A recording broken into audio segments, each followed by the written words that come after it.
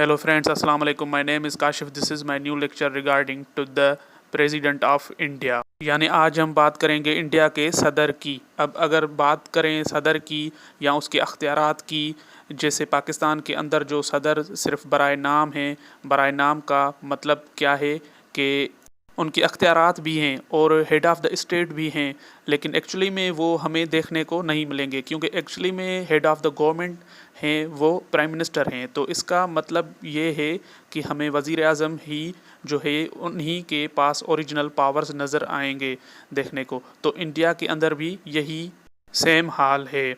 Head of the state हैं India के president और इनडायरेक्ट इलेक्शंस होते हैं, इलेक्टोरल कॉलेज के थ्रू जो है इनके इलेक्शंस होते हैं। और प्रेसिडेंट की जो टर्म है वो 5 साल है और कोई भी शख्स जो 35 साल का है और भारतीय है या इंडियन है तो वो जो है इसका अहल है, वो सदर बन सकता है इंडिया के अंदर, चाहे उसका कोई भी मज़हब हो। अब बात करते हैं पावर्स और फंक्शंस की, यानी कि इंडिया के जो प्रेसिडेंट हैं उनके अख्तियारात जो हैं, अगर उनकी बात की जाए कि अख्तियारात क्या हैं तो उसमें अगर सबसे पहले अगर बात करें एग्जीक्यूटिव की, यानी कि जो सरबराही है वो क्या क्या इनके पास चार्ज है। तो देखिए सरबराह तो है ही, क्योंकि मुल्क के हेड हैं, हेड ऑफ़ द स्टेट हैं, तो ओबियसली इनके पास एग्जीक्यूटिव अथॉरिटी मौजूद है। लेकिन ये जितनी भी अथॉरिटीज़ मौजूद हैं ये सारी की सारी प्राइम मिनिस्टर की कंसल्ट के साथ होगी, यानी प्राइम मिनिस्टर की मर्ज़ी के साथ होगी, अदरवाइज़ प्रेसिडेंट की खुद की मर्ज़ी से नहीं होगी। तो सबसे पहले कमांडर इन चीफ़ है, यानी जितनी भी फ़ौज है उनकी उसके जो कमांडर हैं या चीफ़ हैं या सुप्रीम जो कमांडर हैं वो कौन है, वो सदर हैं। और जितनी भी अपॉइंटमेंट्स हैं, जो हाई लेवल की अपॉइंटमेंट्स हैं, वो प्रेसिडेंट के अख्तियार के अंदर हैं। जैसे डिप्लोमेटिक की सारी जो अपॉइंटमेंट्स होती हैं, जितने भी जो एम्बेसडर्स हैं दूसरे ममालिक के अंदर, और इसी तरह से इमरजेंसी मुल्क को डिक्लेयर करना कि ये स्टेट ऑफ इमरजेंसी है, या वार या जंग वगैरह का अनाउंस करना, वो सदर के पास अख्तियार मौजूद है।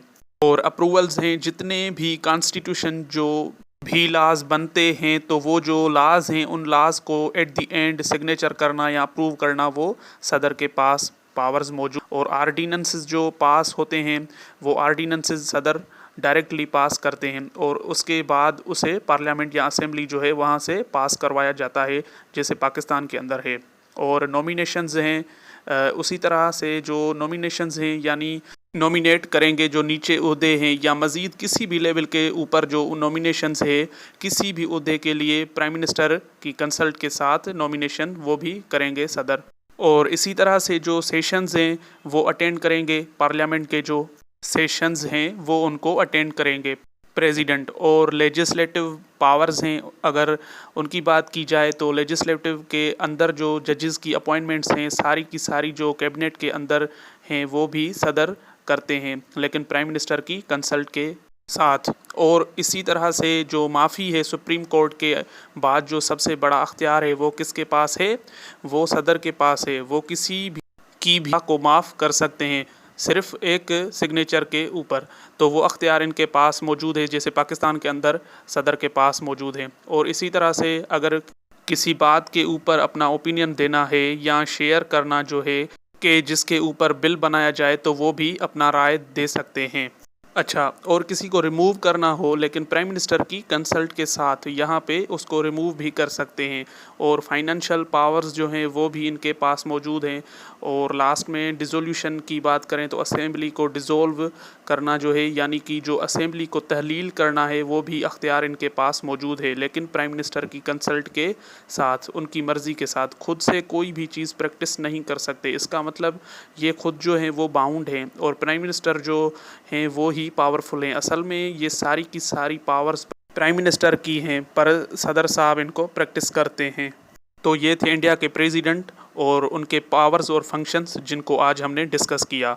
इंशाल्लाह नेक्स्ट लेक्चर में मिलेंगे एक न्यू टॉपिक के साथ। Take care.